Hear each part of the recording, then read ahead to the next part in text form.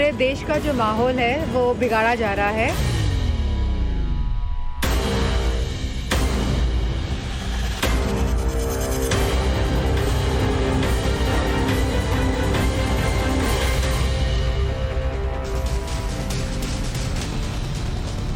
नमस्कार, times now Bharat पर देश के सबसे पसंदीदा डिबेट शो राष्ट्रवाद में आपका स्वागत है। आपके साथ मैं हूं राकेश पांडे। राष्ट्रवाद यानी देश से बढ़कर कुछ नहीं। और जब बात राष्ट्र की तो बड़ा सवाल ये कि देश का माहौल कौन बिगाड़ रहा, प्रधानमंत्री मोदी या विपक्ष। सवाल यह भी कि पोस्टर वॉर में मुगल मोहब्बत वाला चैप्टर क्या कांग्रेस के लिए भयंकर भूल साबित होने वाला है। आज 7 अक्टूबर है। आज पीएम मोदी के पब्लिक लाइफ में 22 साल पूरे हो रहे हैं। इन 22 सालों में पीएम मोदी के खिलाफ विपक्षी, खासतौर पर कांग्रेसी नेताओं से अब शब्दों की बौछार हुई है। इस पर बात हम बाद में करेंगे। पहले बात पोस्टर वॉर में कांग्रेस के मुगल मोहब्बत चैप्टर की। दरअसल केरल कांग्रेस ने जून में पीएम मोदी का एक पोस्टर पोस्ट किया था। वो तस्वीर हम आपको दिखाते हैं। इसी तस्वीर को लेकर दरअसल बवाल एक बार फिर से ज्यादा बढ़ चुका है। पोस्टर वॉर में कांग्रेस का मुगल मोहब्बत चैप्टर निकलकर सामने आया था। मुख्तार अब्बास नकवी ने एक बार फिर से इसी तस्वीर को पोस्ट किया है सोशल मीडिया हैंडल एक्स पर। मुख्तार अब्बास नकवी ने कांग्रेस पर बैन की मांग कर दी है। केरल कांग्रेस ने पहले पीएम मोदी पर पोस्टर जारी किया था। पोस्टर में पीएम मोदी की तुलना मोहम्मद बिन तुगलक से की गई थी। तुगलक साम्राज्य का दूसरा सुल्तान था मोहम्मद बिन तुगलक। केरल कांग्रेस ने पोस्टर को अपने ट्विटर हैंडल पर पोस्ट किया था। तब एनसीईआरटी सिलेबस से मुगल इतिहास को हटाया गया था और इसी का विरोध कर रही थी कांग्रेस पार्टी। मुख्तार अब्बास नकवी ने कांग्रेस पर बैन की मांग की तो कांग्रेस की ओर से इसका जवाब सधे शब्दों में आया। राशिद अलवी कह रहे हैं कि किसी को भी कोई भी टिप्पणी करते वक्त शालीनता बरतनी चाहिए। सुनिए।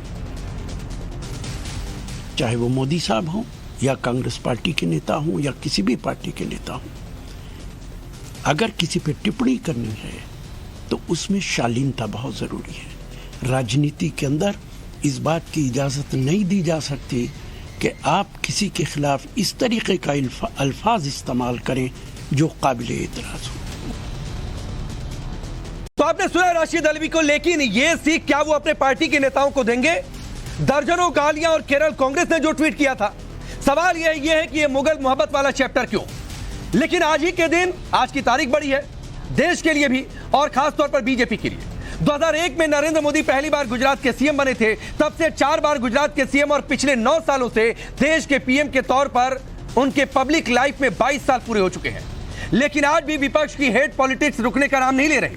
कांग्रेस इस मौके पर गुजरात दंगों की याद दिला रही है तो बीजेपी ने इस पर करारा वार किया। सुनिए। देखिए, 22 साल के अंदर मोदी जी ने जो कुछ किया उसको याद करना चाहिए। उसके अंदर 2002 भी आता है।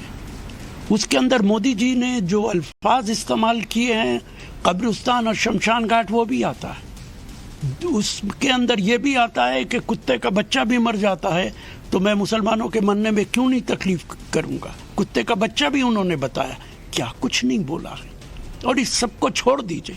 भारतीय जनता पार्टी जो सवाल उठा रही है, अभी पार्लियामेंट की नई बिल्डिंग के अंदर उसके एक एमपी ने क्या कुछ नहीं बोला पूरी कम्युनिटी के खिलाफ। गालियां देने का काम, और वो भी 100 से अधिक गालियां देने का काम कांग्रेस पार्टी ने किया है। कांग्रेस पार्टी एक व्यक्ति से घृणा करते करते, कांग्रेस पार्टी एक पार्टी से घृणा करते करते किस प्रकार से प्रधानमंत्री पद से, प्रधानमंत्री के रूप में कार्य करने वाले लोगों से और भारत से ही घृणा करने लगती है और भारत के खिलाफ ही एक प्रकार से विरोध में उतर आती है। इसके कई उदाहरण हैं। 100 से अधिक बार इस प्रकार की गाली गलौज और शब्दावली का इस्तेमाल किया गया है।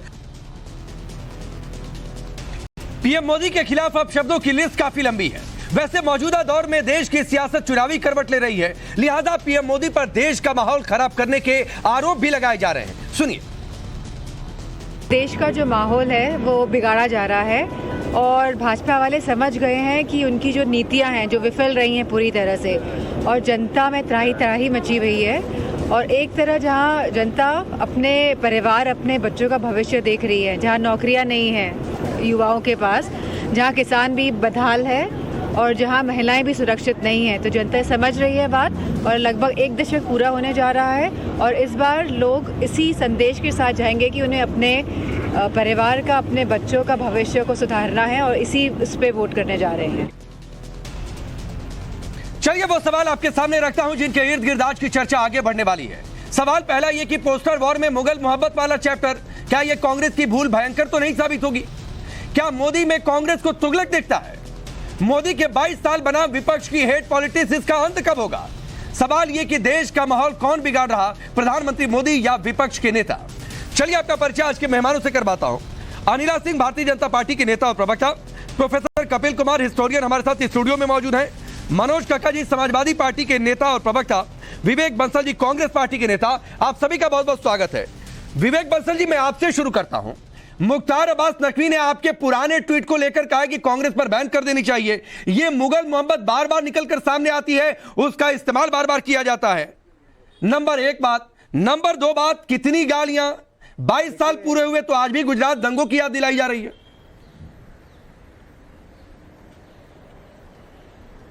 देखिए ऐसा है राकेश जी, जहां तक आप मुख्तार अब्बास नकवी जी के ट्वीट की बात कर रहे हैं और कांग्रेस पे प्रतिबंध लगाने की बात कर रहे हैं, उनका सोच और उनकी मानसिकता समझी जा सकती है। आज उनको कहीं ना तो भारतीय जनता पार्टी की कार्यकारिणी में कहीं जगह मिल रही है, ना कहीं उन्हें कैबिनेट स्तर पर उन्हें, तो वो कहते हैं ना more loyal than the king, तो वो इस बात को साबित करने के लिए लगे हुए हैं कि मोदी जी की प्राण प्रतिष्ठा पर कहीं अगर कोई बात आएगी तो वो सबसे पहले आगे खंजर खाने को या तीर का चोट खाने को तैयार हैं। दूसरे मैं ये बताना चाहता हूं कि कांग्रेस ने अगर कोई ट्वीट किया तुगलकी फरमान, तो एक मुहावरा है, नोटबंदी क्या थी, क्या तुगलकी फरमान नहीं था जिस तरीके से वो असफल रही। दूसरे इस तरीके के बहुत से कदम लिए गए हैं, तो इसको लेकर अगर लोकतंत्र में एक दूसरे पर अगर प्रहार किया जाएगा, शब्दों से अगर शालीनता में अगर किया जाएगा, तो उसका मतलब नहीं, विवेक बंसल जी, तुगलकी फरमान कांग्रेस ने ट्वीट ही नहीं किया था। ये जरा स्क्रीन बड़ा करके दिखाइए विवेक बंसल जी को। तुगलकी फरमान कहा होता तो मैं खुद कहता कि भाई ये तो लोग कहते हैं कि तुगलकी फरमान जारी कर दिया। हैशटैग मोदी बिन तुगलक। ये देखिए तस्वीर, प्रधानमंत्री मोदी की फोटो को बाकायदा मर्फ किया गया था मुगल शासक के तौर पर। सुन लीजिए सर, तो आपने देखी होगी बिल्कुल, तो ये मत कहिए कि तुगलकी फरमान कहा था।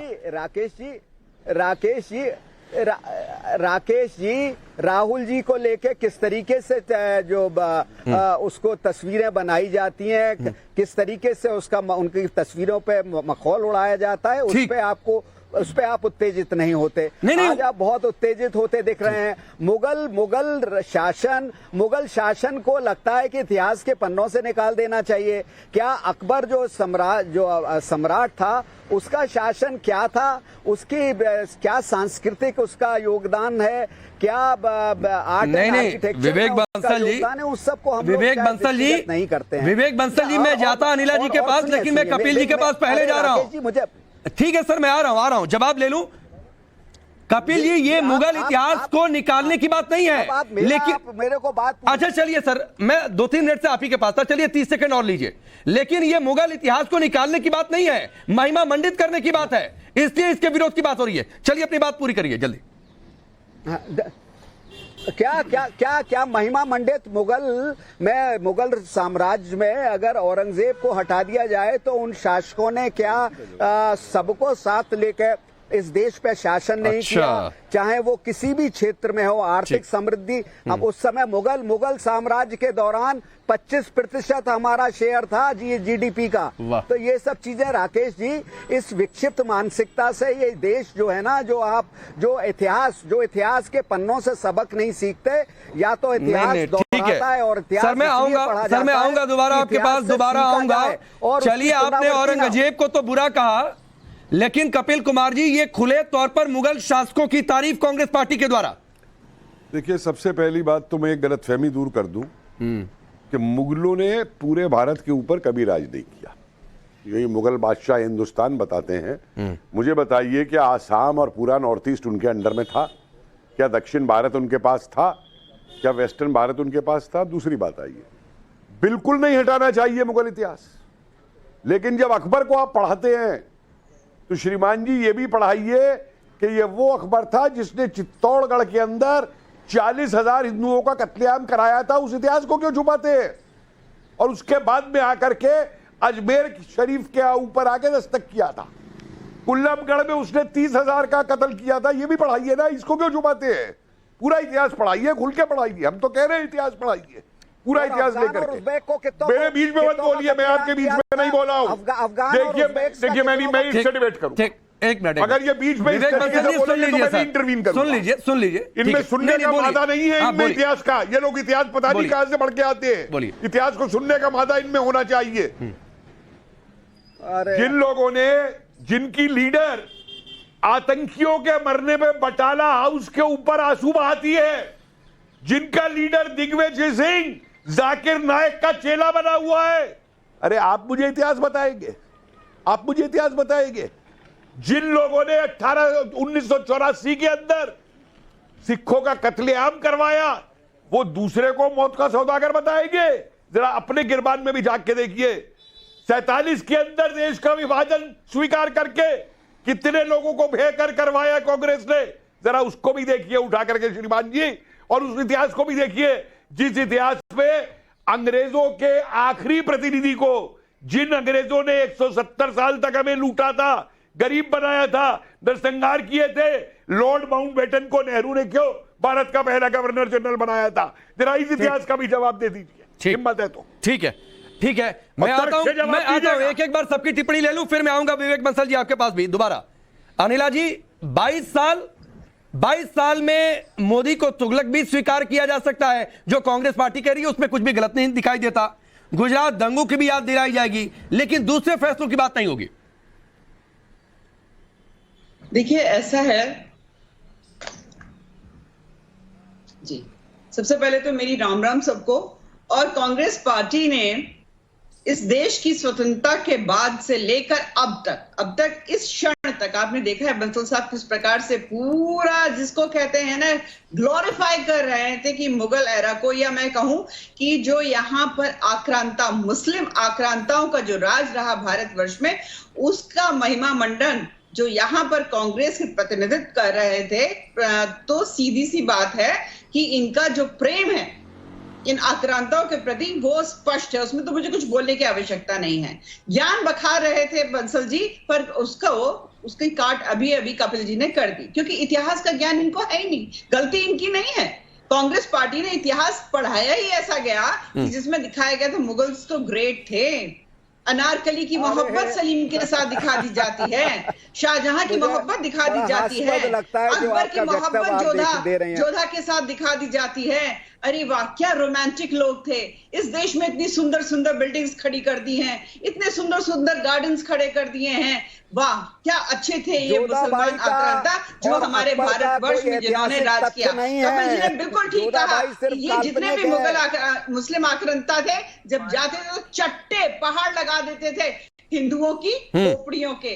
भूल गए, ये औरंगजेब वही था ना कि नाश्ता करने से पहले ये कहा जाता था कि 1.25 मन जनेऊ तोला जाएगा, यानी इतने जो हिंदू ब्राह्मण हैं उनके सर काट कर लेकर आओ। बहुत बढ़िया है, इन्हीं लोगों ने जो है देश की राजधानी की सड़कों के नाम उन लोगों के ऊपर रख दिए जिन्होंने हिंदुओं का कत्ल किया। कितनी नफरत करते हैं ये लोग हिंदुओं से, और उन लोगों से कितना प्यार प्रेम करते हैं जिन्होंने हिंदुओं को काटा, हमारी बहन बेटियों के साथ बलात्कार किया, उनके साथ ऐसे ऐसे टॉर्चर्स किए, चाहे वो यहाँ पे हिंदू कुश जो पर्वत है। ठीक है, मैं आता हूँ अनिला जी मैं आता हूँ। पड़ा था वहां। ठीक है मैं आता हूं। मनोज काका जी, डिंपल यादव ने कहा कि देश का माहौल प्रधानमंत्री मोदी खराब कर रहे हैं। तो मुगल शासकों के इतिहास को हटा दिया या महिमा मंडित नहीं किया तो माहौल इससे खराब हो रहा है, या इससे भाईचारा बिगड़ रहा है, या फिर कुछ ऐसे लोग जिनका आपराधिक बैकग्राउंड लेकिन वो एक खास संप्रदाय से हैं उन पर एक्शन हो रहा है, इसलिए माहौल बिगड़ रहा है।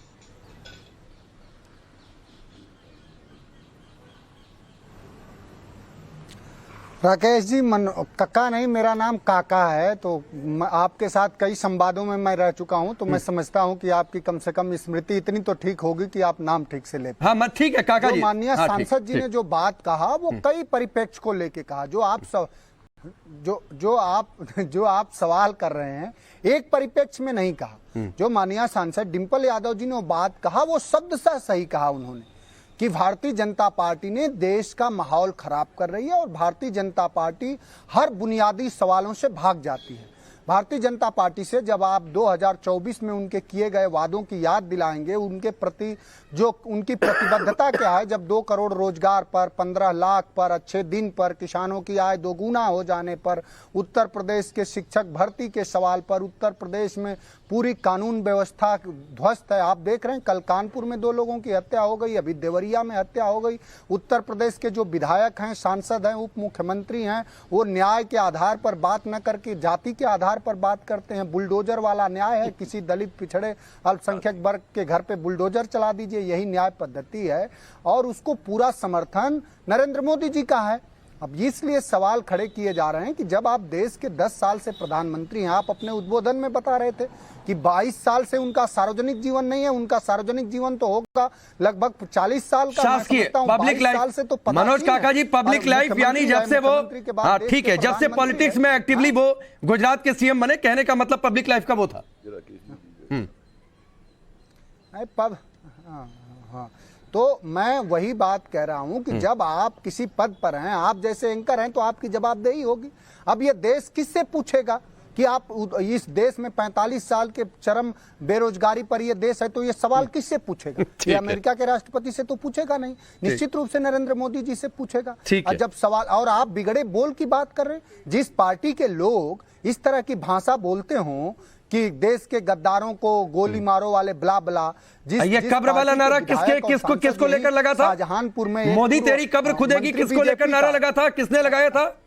तो इनकी भी बात करिए ना मनोज काका जी। आप शब्द कोई भी कहे गलत है, चाहे वो बीजेपी के हो, चाहे आपकी पार्टी के हो, चाहे कांग्रेस पार्टी के हो। राकेश आप बात,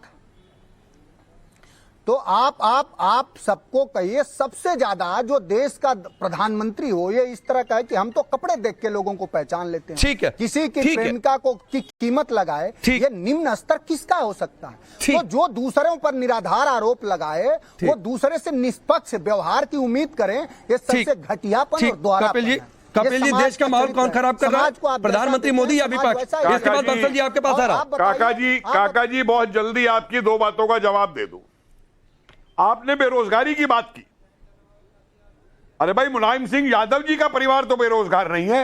भाई, चाचा, बेटा, बहू सारे वो बनते हैं एमपी और एमएलए।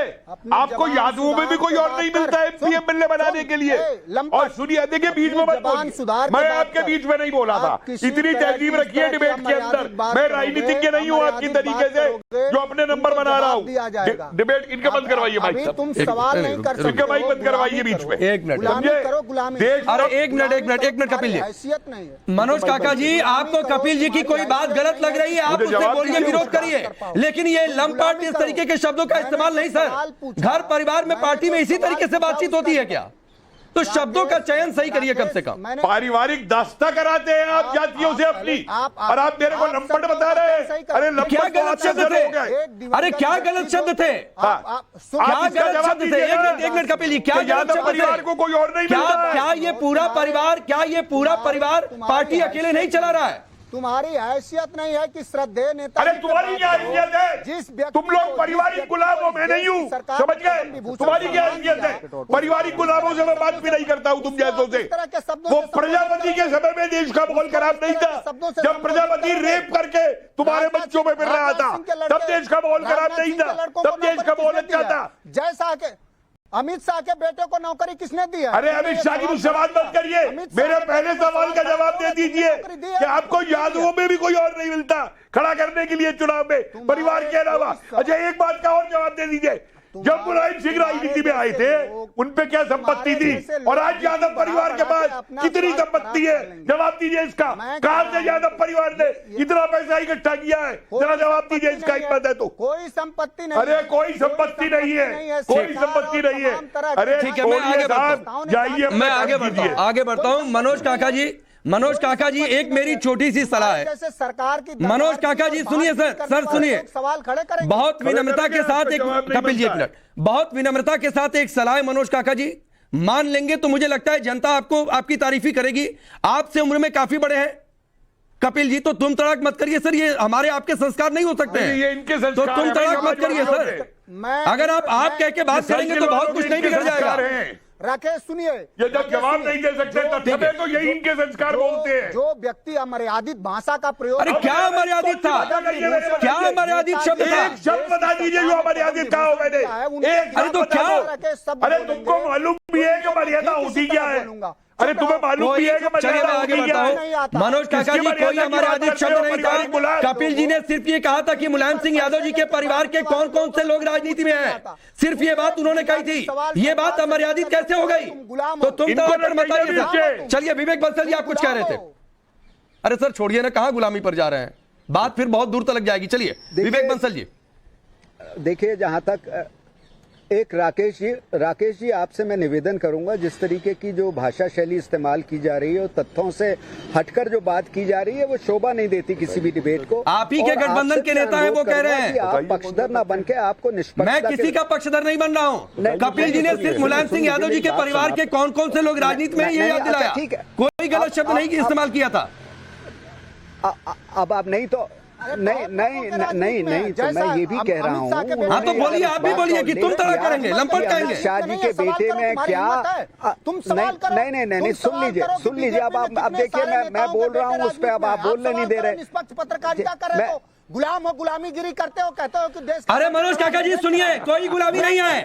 अगर मैंने आपसे ये कह दिया कि एक सीनियर सिटीजन है, वरिष्ठ है, उनका सम्मान कर दीजिए, तुम तड़क मत करिए, तो ये आपको पक्षपात लग रहा है क्या? इतने सारे अगर ये आपकी पार्टी के, अरे सुनिए ना, मुलायम सिंह यादव जी के परिवार में के कौन कौन लोग राजनीति में हैं, ये याद दिलाए तो आप भी याद दिलाइए, अमित शाह की याद दिलाइए, राजनाथ सिंह जी की याद दिलाइए। मैं बिल्कुल रोकने नहीं आऊंगा, लेकिन ये लंपट मत कहिए। इतिहास के पन्ने का उन्होंने आइसोलेटेड उल्लेख किया, कौन से इतिहासकार है मुझे नहीं मालूम। ये अरे आपको इतिहास आता नहीं है जनाब जी, आके अपने बड़े से बड़े इतिहासकार को लाके मुझसे बहस कर लेना। ठीक है, इतिहास नहीं मैं इस पर डिबेट नहीं कर रहा हूं। कपिल जी सर शांत रहिए प्लीज, शांत रहिए। सिर्फ मेरी एक सलाह थी और उससे हर कोई मानेगा तो ठीक है। अभी सिर्फ विवेक बंसल जी 30 सेकंड रुक जाइए, 30 सेकंड अनइंटरप्टेड जी। हाँ तो देखिए राकेश जी, मेरा ये कहने का तात्पर्य है कि आज हमें निष्पक्षता के साथ देखना चाहिए और शालीनता से हमें इसमें बहस में हिस्सा लेना चाहिए। मैं ये, अगर उन्होंने काका जी ने उल्लेख किया कि अमित शाह जी के बेटे में क्या ऐसी प्रवीणता थी, क्या ऐसी उनकी वो थी कुशलता थी कि उन्हें जिस तरीके से बीसीसीआई का चेयरमैन, तो ऐसे उदाहरण पे इतना उत्तेजित नहीं हुआ जाता दोनों तरफ से। और आपने ये कहा वातावरण बिगाड़ने की बात, जो भारतीय जनता पार्टी के सांसद ने किसी एक विशेष समुदाय के लिए जो अपशब्द इस्तेमाल किए, क्या एक सत्तारूढ़ दल के सांसद को इस तरीके की भाषा शैली, उन पे जिम्मेदारी विवेक बंसल जी। सर थोड़ा सा वक्त कम है, मुझे अनिला जी की एक टिप्पणी लेनी है। मैं सिर्फ ये कहना चाहता हूं कि अगर परिवारवाद पर कोई सवाल उठा रहा है तो आप उसके परिवारवाद पर सवाल उठाइए, मैं बिल्कुल बीच में नहीं आऊंगा, लेकिन थोड़ा सा उम्र का लिहाज रख लीजिए। मेरी उत्तेजना सिर्फ इस बात को लेकर थी कि तुम तड़ाक लंपट मत कहिए, आप उनके 10 गिरा दीजिए, मैं बिल्कुल उसके साथ हूं। चलिए अनिला जी अमर्यादित कोई शब्द नहीं था, अगर है तो आप याद दिलाते। चलिए हाँ राकेश जी, ये डिबेट इसलिए डिरेल करी गई क्योंकि जो हमारे समाजवादी पार्टी के प्रवक्ता हैं, जो हमारे कांग्रेस के प्रवक्ता हैं, इनको अच्छी तरीके से पता है कि बैकफुट पे हैं। ये वो राजनीतिक दल हैं जो किसी एक धर्म विशेष की तुष्टिकरण के तहत जो है इतनी ज्यादा तरफदारी करते हैं कि दूसरी तरफ लगता है हिंदू बेचारगी की हालत में खड़ा हुआ है। इनको उन्हीं की बात करनी है। जब चंद्रयान चांद पे लैंड करता है तो चांद मुबारक करके जो लोग ट्वीट करते हो, आप उनकी मानसिकता समझ जाइए। चलिए और कांग्रेस ठीक है, वक्त इतना ही। अनिला जी, कौन किस तरीके की सियासत कर रहा है? मनोज काका जी ने 2024 की बात की, बहुत दूर नहीं है, 5 राज्यों के चुनाव होने वाले हैं, 2024 भी करीबी आ चुका है, तो देश की जनता तय करने वाली है। ये डिबेट चलती रहेगी। बहुत बहुत शुक्रिया आप सबका हमसे जुड़ने के लिए।